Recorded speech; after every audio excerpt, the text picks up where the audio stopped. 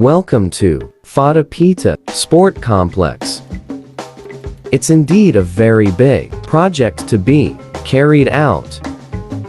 The structure of the project includes the field, 3 lawn tennis court, the volleyball court, hall for indoor games, and medical stores, where we can do free annual checkups, hall for storage facilities, where we can keep gifts for disabled, gifts for motherless kids, and canteen. This is the Priest Center, built by the diocese, where old, retired priests are living in. And we want to make this place habitable for them and the community so they can be able to exercise and entertain themselves.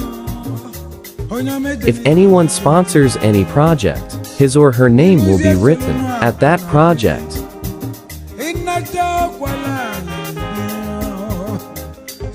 Those of us who are blessed, please come and join us to build a beautiful tennis court around here for entertainment.